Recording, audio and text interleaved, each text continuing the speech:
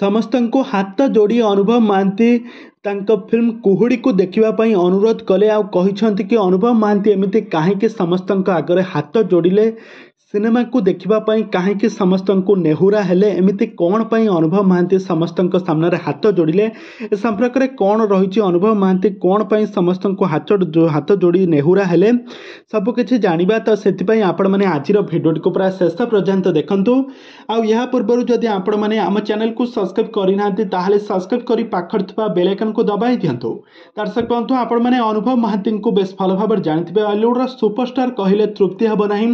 ଅଲିଉଡ଼ର ଭାଇଜାନ ହେଉଛନ୍ତି ଅନୁଭବ ମହାନ୍ତି। ଅନୁଭବଙ୍କ ସିନେମା ଆସିଲେ ଅଲିଉଡ଼ର ମାନେ ଓଡ଼ିଶାର ଯେତେ ବି ସିନେମା ହଲ୍ରେ ସବୁଆଡ଼େ ଅଦିନିଆ ବାଲିଯାତ୍ରା ପରି କୁହୁଡ଼ି ପରି ଲୋକମାନେ ମାଡ଼ି ଆସନ୍ତି। ବହୁତ ସାରା ଲୋକମାନେ ତାଙ୍କ ସିନେମାକୁ ବହୁତ ଅପେକ୍ଷା ମଧ୍ୟ କରନ୍ତି।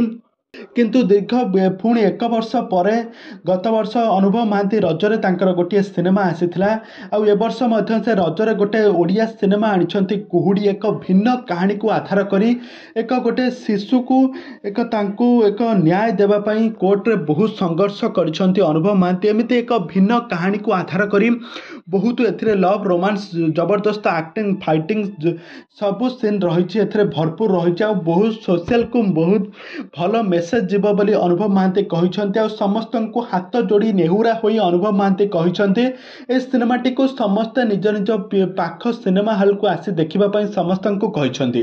ଆଉ ଯେତେବେଳେ ଅନୁଭବ ମହାନ୍ତି ବୃନ୍ଦାବନ ହଲ୍ରେ ଆସିଥିଲେ এই ସିନେମାଟିକୁ ରିଲିଜ୍ କରିବା ପାଇଁ ମାନେ ଯେତେବେଳେ କରିବା ପାଇଁ ଆସିଥିଲେ ସେଠାରେ ବହୁତ ସାରା ଲୋକ ଭିଡ଼ ହୋଇଥିଲା ପୁରା ଅଦିନିଆ ବାଲିଯାତ୍ରା ପରି ଲୋକ ହୋଇଥିଲେ।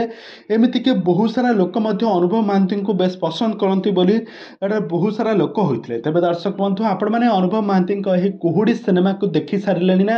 ଯଦି ଦେଖିନାହାନ୍ତି ଆପଣମାନେ ନିହାତି ଭାବରେ ଯାଇ ଦେଖନ୍ତୁ।